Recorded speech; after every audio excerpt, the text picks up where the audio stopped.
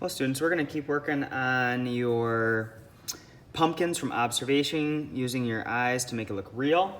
So please remember the colors that we're using. I've got my red, my orange, my yellow, and my white, and I will use those in order, so I'll move these out of the way. So I'm gonna start with my red, and I'm gonna go the same way as the lines go. I'm gonna go this way, I'm gonna go around this side. You can see my fingers like way down at the bottom of the crayon so I don't break it. And so I can color it on pretty hard. Then I'm gonna do some more red on the inside, but I'm not gonna color it all red. So now that I did that one, we'll switch over to my orange, put that on top of the red and color in a little bit more. Over top of that. Then we'll switch to our yellow. Even though I can't see that one much, it will mix well with my white. And then I'm gonna use my white and that'll help shine it up. So keep thinking red, orange, yellow, white. And if you get done and you realize, oh, these lines don't look quite like my best, you can just always go back and put a little bit more on and fill those in. I can always add a little more white to the middle of a few of these too to shine them up, okay? When you have your pumpkin colored, please raise your hand so that I can check it before you cut it. I would like to make sure you didn't miss anything.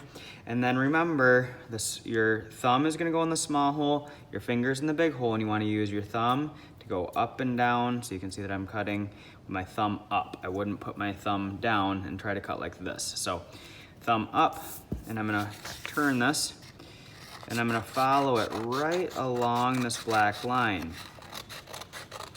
I wanna stay as close to the line as I can, working my way around my pumpkin. So far I'm doing a good job. I will do a bad example too, because if you cut it like this, I'm gonna ask you to cut it again. So far I'm doing a good job, but if you try to go too fast and you're leaving a bunch of space around it like this, I'm gonna ask you to go back and to cut it more carefully. You can see I'm just turning the paper. Please do not cut it right here.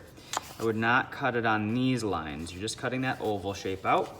Once I have that done, please throw your scraps away, put them in the recycling if you've got it. Then I will pass out a stem. With this stem, you're gonna use your glue stick. You're gonna turn the glue up just a little bit. You don't need a lot, and you need just glue on the end of your stem. Now I actually glued this side. I probably should have done it like this so you can see. Here, I'm just gonna put glue on the end here. I don't need glue way up at the top. I just need it at the bottom because I'm gonna slide it under here and I'm gonna stick it to the back, okay? While I have it flipped over, I'm gonna stick these, same thing. You just put a little bit of glue on here, just on the end, and you can stick it on the back, okay? These are some vines for my pumpkin. So put some glue on there, and we'll stick those right here. Now I'm not done yet. I'm gonna flip it over. Well, while it's flipped over like this, I might as well check. My name is not on it anymore. It must have gotten cut off. So take your pencil, or you could take one of your crayons and put your name on the back, and I'm gonna flip it over. With this, I sometimes like to add just like a little bit to my stem. Mainly I like to add a little bit of white to this. If you wanna add some of these other colors in here too. Get those spaces filled in. I'll help it look more like observation, okay? And then the last part that I'm gonna do is I'm gonna take these, let me turn it so you can see. I'm gonna bend this green over top of my pencil, and I'm gonna roll it around, keep my finger in there, and then slide the pencil out and just press it, and it'll make a fun loop. Then I'm gonna take this one, I'm gonna do the same thing. I'm gonna twirl it around, holding it so it doesn't slip away, slide it out, and push it down. So Those, I'm just looking at the front when I'm doing that, and my name is on the back. If you get all of that done, raise your hand, and I will give you another paper. I'm gonna make sure my glue is turned down, my cap is on, my glue and my scissors are put away, my scraps are put away, and then if there's time, I'll give you one of these. If there's not time, we don't need to worry about it, but if there is, you can do a jack-o'-lantern, a pumpkin that has a face on it. So I'm just gonna be using lines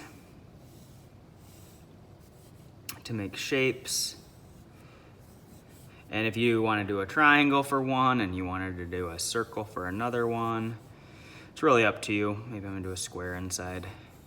But I like to just kind of sketch out these ideas with pencil first. Maybe I'm gonna do an oval shape for a nose with some circles. And I think I wanna make him a happy pumpkin, so I'm gonna do a mouth with some teeth inside. And maybe do some eyebrows. So I'm just using lines and shapes. And if you get this done, I would probably put some of the lines that we have on the pumpkin. You can see that I did them around the face. I didn't draw them on the face. And if you have that all done, then you can still use your colors that you have here to do red, orange, yellow, white. Sometimes for the red parts, I just need to trace the lines and that will make them stand out more.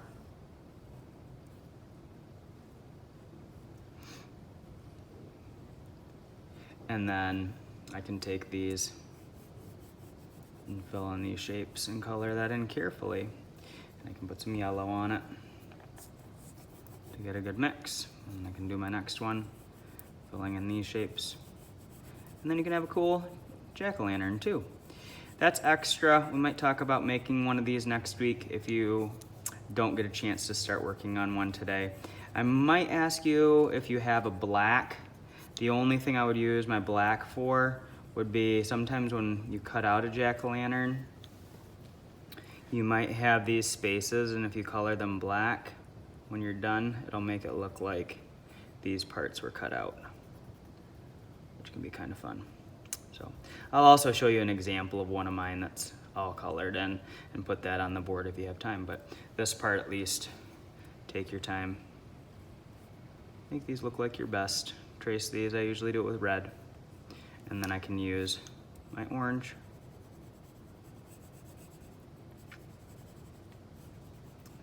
And my yellow. And even a little bit of white. But I want to make sure my black doesn't touch the orange and the yellow, otherwise it will smear and make it look really like kind of messy. So, all right, let's have fun.